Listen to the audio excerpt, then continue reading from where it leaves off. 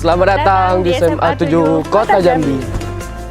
Assalamualaikum warahmatullahi wabarakatuh. Saya Dita Wulandari, mahasiswa PPG Daljab Angkatan 3 Universitas Jambi, Biologi.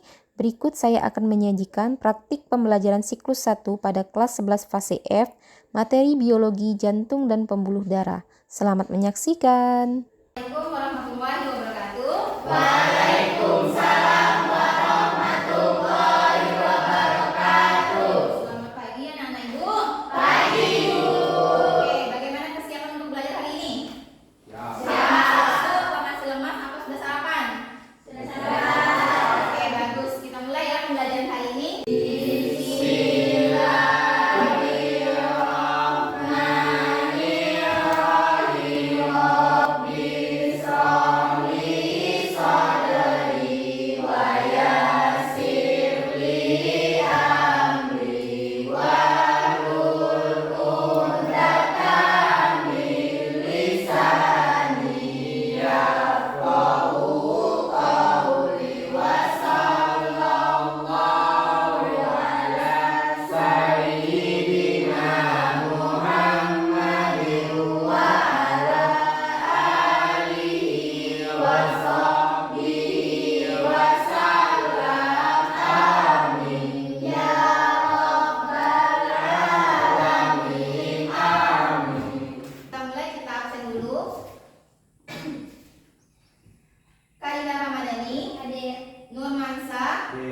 Sebelum ibu memulai materi, ibu ingin melakukan ice breaking dulu biar anak ibu ini tahu semangatnya, kefokusannya untuk mengikuti pelajaran itu.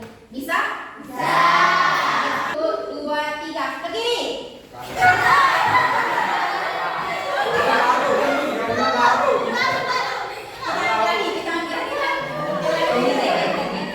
depan. 1,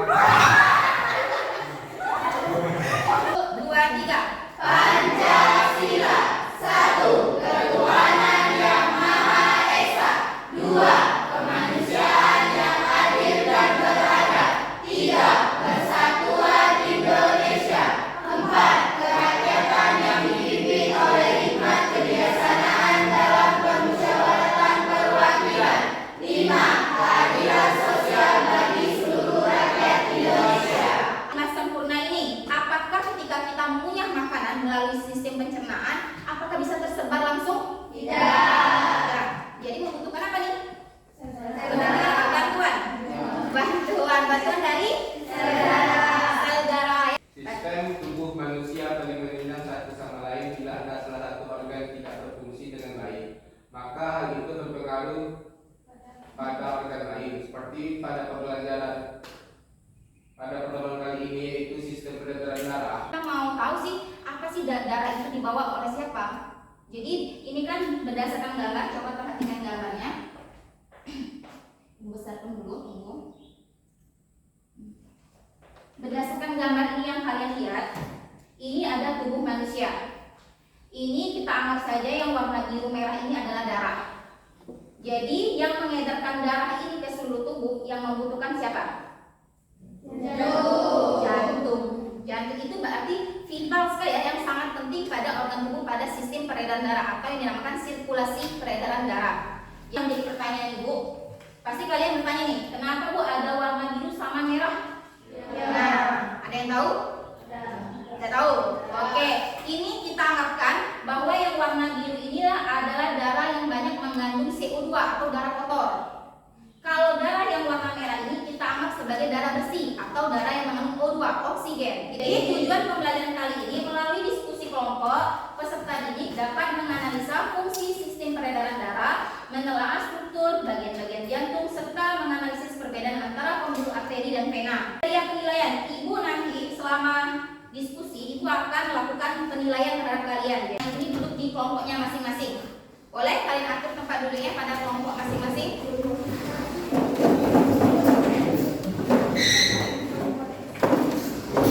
Ini bagian KPD-nya untuk kalian diskusi. Coba dibaca, apa namanya itu? Kasus shock hipovolemik. Kasus shock hipovolemik. Kasus itu apa sih nak?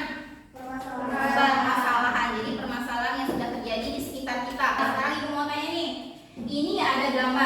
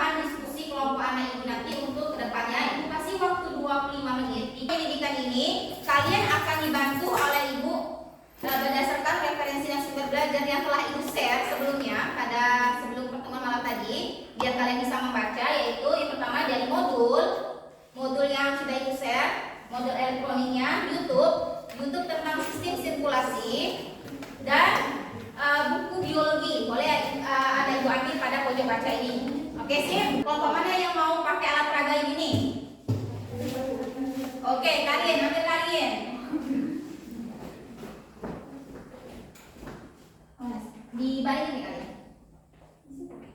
Oh, boleh mau ambil jangan gede.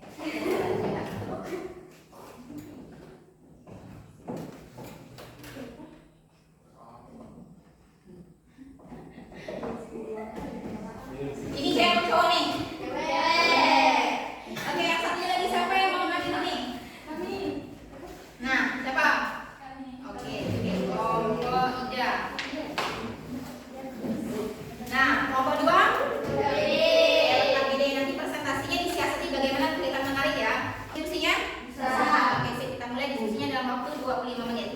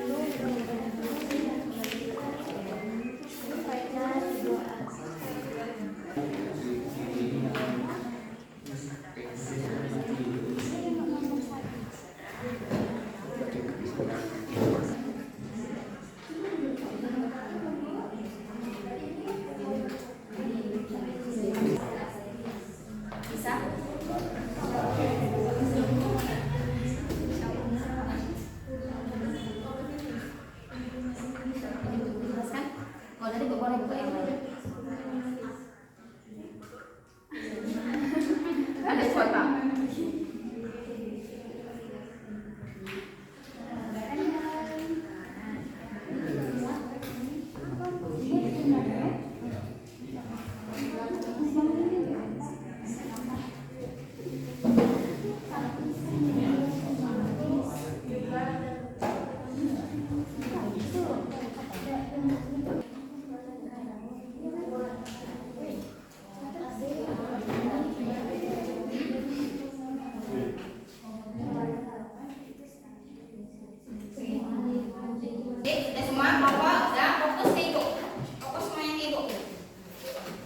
Tinggalkan kerjanya. Jadi anak ibu kita akan melakukan presentasi tiap giliran kelompok ini. Jadi anak ibu harus semuanya berbicara. Kenapa? Karena berarti semuanya berpartisipasi, tidak mengandalkan satu orang.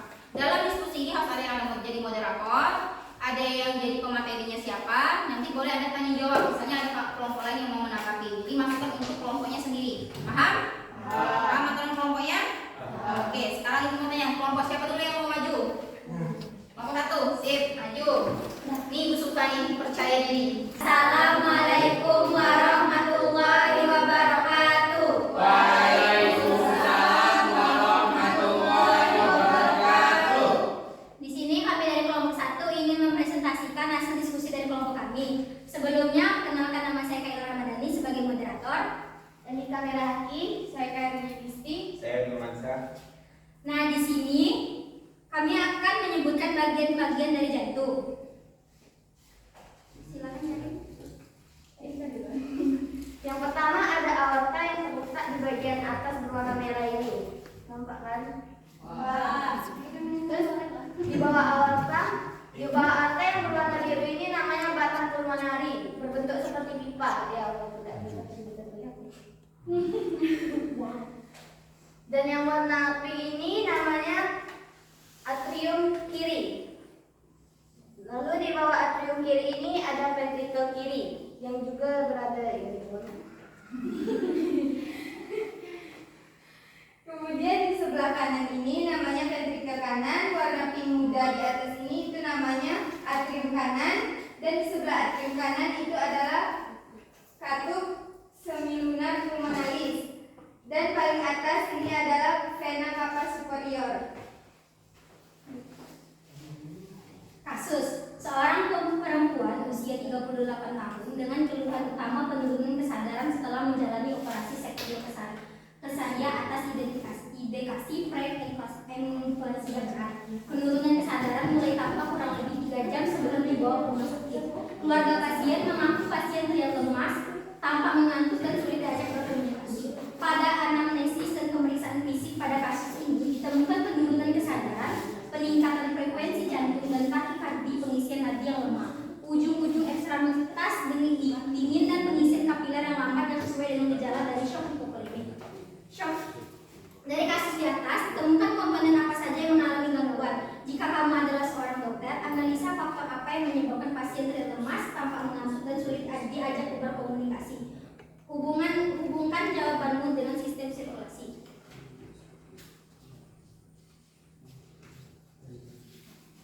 Menurut hasil diskusi kami, dari kasus tersebut dapat diketahui bahwa komponen yang mengalami gangguan adalah masalah pada pompa jantung serta masalah pada pembuluh darah. Shock hipovolemik adalah kondisi gawat darurat yang memerlukan penanganan segera. Jika Ventrikel ini adalah katup tricuspid. Katup jantung yang berada di antara atrium dan ventrikel adalah katup bicuspid. Tekanan darah pada saat di jantung mengucur sehingga darah terdorong keluar jantung itu adalah sistol. Dalam sistem sirkulasi dimulai dari pembuluh darah yang membawa darah kayak oksigen dari jantung ke seluruh organ hingga akhirnya kembali lagi ke jantung dengan bantuan jantung yang memompa darah tersebut. Nah baik, itu dia hasil diskusi dari kelompok kami. Sekarang kami persilakan untuk setiap kelompok untuk memberikan pertanyaan ataupun tanggapan untuk kelompok kami. Dipersilakan. Kami silakan Titi. Apa perbedaan fungsi dari jantung dan fungsi dari pembuluh darah? Fungsi jantung dan fungsi pembuluh darah perbedaannya. Baik, kami simpan dulu pertanyaannya. Ada apa lagi? Ada lagi apa lain? Silakan.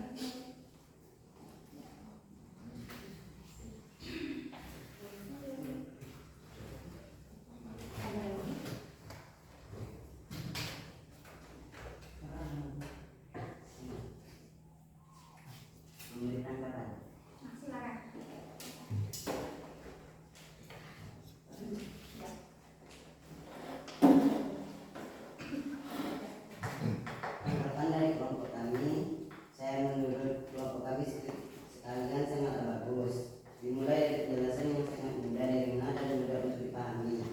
Teks yang tersusun dan juga semua anggota verifikasi yang aktif. Bisakah jelaskan kembali mengenai? Baiklah, saya Repan. Berikutnya saya di sini karena saya hanya ingin memberi tanggapan mengenai verifikasi yang ingin sampaikan.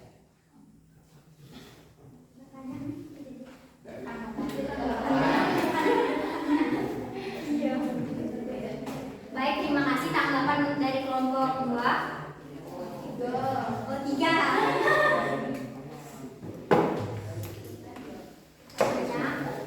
Teman saya lain akan menjawab pertanyaan dari kelompok 2. Perbedaan antara jantung dan pembuluh darah, fungsinya jantung adalah memompa ke seluruh tubuh, sedangkan pembuluh darah membawa darah dari jantung ke seluruh organ. Baik, apakah sudah jelas? Sudah. Tutup. Oh ya, baik, simpel aja. Dari materi yang kami sampaikan itu tentang jantung, di mana jantung memiliki dua jenis pembuluh darah, yaitu arteri dan vena. Arteri mengandung darah yang mengandung lebih banyak oksigen, sedangkan vena mengandung darah yang lebih banyak karbon dioksida. Itu dia kesimpulan dari kelompok kami. Terima kasih untuk setiap kelompok atas partisipasinya. Kami akhiri. Wassalamualaikum warahmatullahi wabarakatuh. Oke, bagus ya kelompok 1. Penyampaian tadi cukup bagus. Setiap jawaban dari KPG terjawab dengan bagus. Tapi nanti ibu bisa untuk memangsang membanyaknya agar lebih pede. Jadi kawan agak dengar ya. Jadi ada feedbacknya, ada antara interaksi kamu dan teman ya. Oke, itu masukan dari Ibu. Kelompok selanjutnya siapa lagi? Kelompok? Oh iya, oke, kelompok 3. Kelompok yang lain didengar ya, kan tidak paham.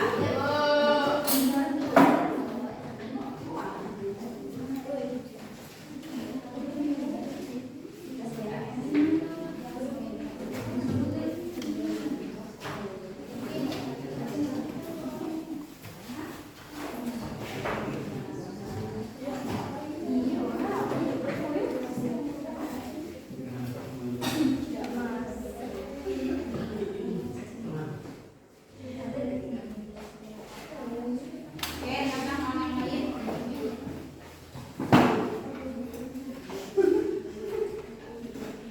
Assalamualaikum warahmatullahi wabarakatuh. Waalaikumsalam warahmatullahi wabarakatuh. Kami dari kelompok 3 ingin mempresentasikan hasil diskusi kami tentang struktur jantung. Sebelumnya saya ingin memperkenalkan diri. Saya Rekan sebagai moderator, di samping saya si Dianda sebagai penyimpul, Nabila sebagai pemecahan kasus, dan Hidayah sebagai pemateri. Kasusnya yaitu seorang perempuan usia 38 tahun dengan keluhan utama penurunan kesadaran setelah menjalani operasi Sergio Kaisar atas indikasi preeklampsia berat. Penurunan kesadaran mulai tampak kurang lebih 3 jam sebelum dibawa ke rumah sakit. Keluarga pasien mengaku pasien terlihat lemah, tampak mengantuk dan sulit diajak berkomunikasi. Kondisi baiklah, di sini saya akan menjelaskan mengenai struktur jantung yang merupakan bagian dari pompa darah beserta pembuluhnya. Pada gambar ini yaitu nomor 11, yaitu pembuluh balik besar atas. Pembuluh balik besar atas ini menerima pembuluh darah yang menerima darah dari kepala hingga ke kedua tangan, kemudian terletak di dekat permukaan kulit. Pada nomor 12 yaitu sama-sama pembuluh, akan tetapi yaitu pembuluh balik besar bawah. Pembuluh balik besar bawah ini merupakan pembuluh darah yang menerima darah dari samping pembuluh aorta perut. Pada nomor 2 yaitu serambi kanan. Serambi kanan ini berada di sebelah kanan jantung. Kemudian dia berfungsi sebagai penerima darah kotor. Pada nomor 8 yaitu serambi kiri. Serambi kiri ini yaitu penerima darah bersih dari paru-paru. Pada nomor 13 yaitu bilik kanan. Bilik kanan ini berfungsi sebagai pemompa darah kotor ke paru-paru. Berada di bawah serambi kanan. Pada nomor 14 yaitu bilik kiri. Bilik kiri ini berfungsi sebagai pemompa darah bersih ke seluruh tubuh yang berada di bawah serambi kiri pada nomor 8. Nomor 15 yaitu pembuluh nadi menuju paru-paru. Pembuluh nadi menuju paru-paru ini memiliki nama lain yaitu pulmonalis. Pulmonalis ini merupakan pembuluh darah yang menerima darah dan oksigen dari paru-paru, mengalirkan darah yaitu ke serambi kiri. Pada nomor 9 yaitu aorta. Aorta ini adalah pembuluh darah yang lebih besar dibandingkan pembuluh lainnya. Kemudian dia penghantar darah yang kaya oksigen dari paru-paru ke seluruh tubuh. Baiklah, adakah yang ingin ditanya atau memberi tanggapan?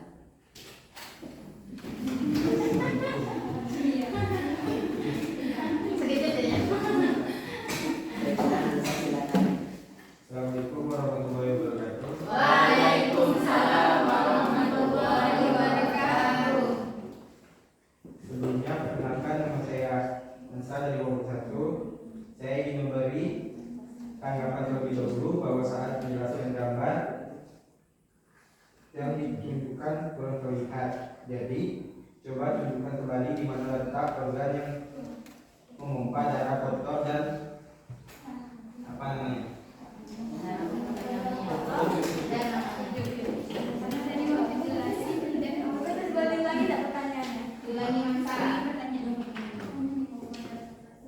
Coba tunjukkan menunjukkan kembali di mana letak organ yang memompa darah kotor dan apa namanya.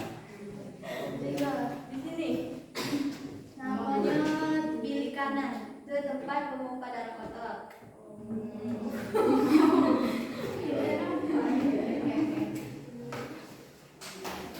Baiklah, apakah ada yang ingin bertanya lagi?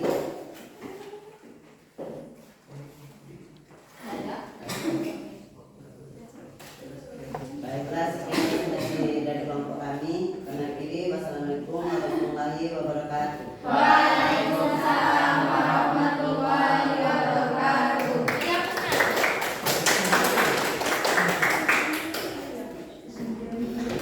Oke, tangkapin ya. Dari kelompok 3. Ya. Kelompok 3 tadi sudah bagus.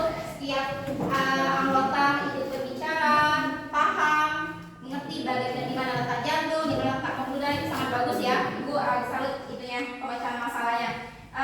Sedikit menambahkan mungkin pada itu penjelasan tentang bagian refan mungkin lebih jelas pengucapan nama latinnya. Nah itu tadi yang satu trikupidalis bukan kalis ya, trikupidalis ya gitu. Jadi pengucapan katanya ini diperbaiki. Sama ada satu kurangnya berarti kelompok ini kesimpulan.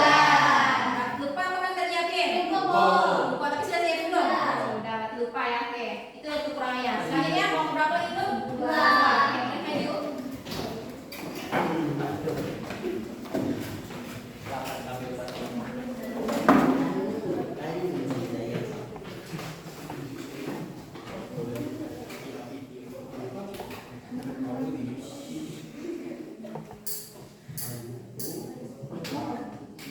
Assalamualaikum warahmatullahi wabarakatuh. Waalaikumsalam warahmatullahi wabarakatuh. Kami dari kelompok 2 ingin mempresentasikan LKPD tentang pembuluh darah dan jantung.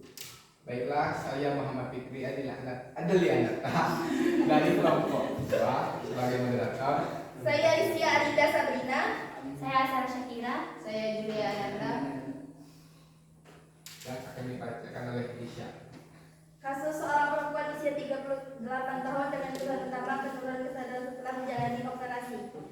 Pertanyaannya, apa dampak yang akan terjadi pada organ tubuh dari terjadinya shock hipovolemik tersebut? Dampak yang akan terjadi pada organ tubuh ialah akan menjadi lemah dan tidak bertenaga. Kedua, apa penyebab terjadinya shock hipovolemik ini dan kasus shock hipovolemik ini bisa dapat terjadi pada ibu hamil saja atau tidak? Penyebabnya kemungkinan ibu hamil tersebut mengalami stres yang menyebabkan terjadinya shock hipovolemik. Sedangkan untuk terjadi kepada orang selain ibu hamil itu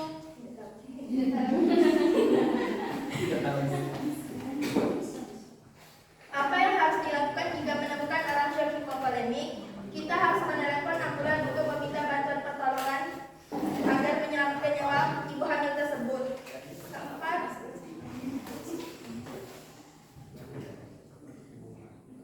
apa hubungan shock hipovolemik pada pembelajaran kali ini?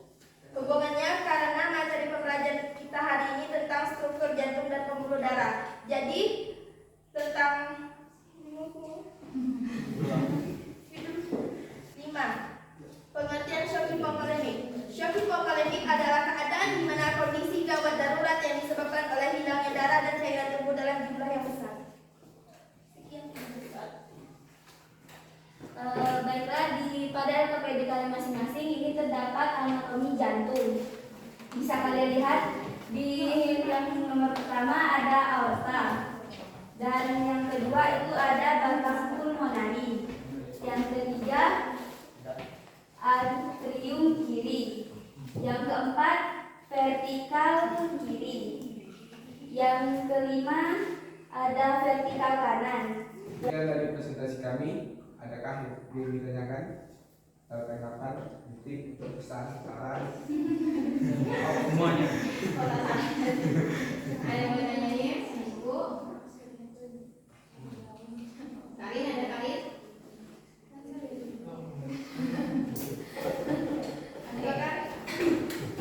Assalamualaikum warahmatullahi wabarakatuh. Waalaikumsalam warahmatullahi wabarakatuh. Sebelumnya perkenalkan nama saya Kayla dari kelompok 1. Di sini saya ingin memberi tanggapan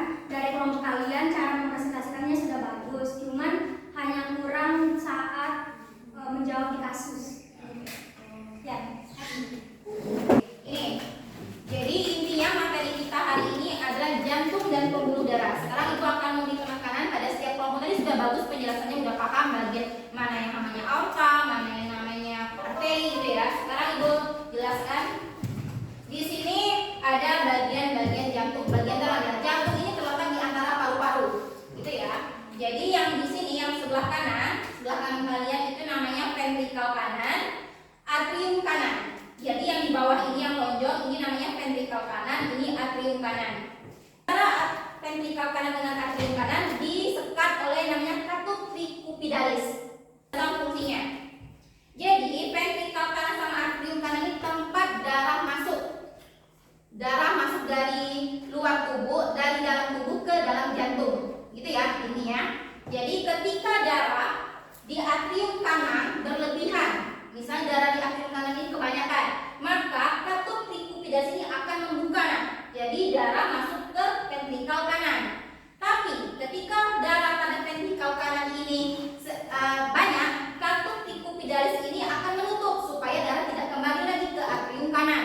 Gitu ya konsepnya. Jadi darah kotor ini masuk dari vena cava superior, masuk ke atrium kanan, terbuka oleh katup tricupidalis, masuk ke ventrikel kanan. Oke, selanjutnya darah kotor ini akan keluar melalui arteri pulmonalis.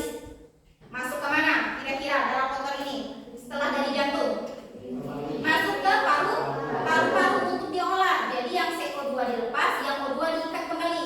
Masuklah dianya ke atrium kiri ini dari vena pulmonalis. Jadi nih vena pulmonalis yang 2 cabang ini masuklah darah bersih, makanya warnanya merah. Dari hasil penyaringan paru-paru tadi ya, masuklah darah bersih tadi O2 ini pada atrium kiri. Katup tricupidalis ini terbuka lagi masuk dia ke ventrikel kiri.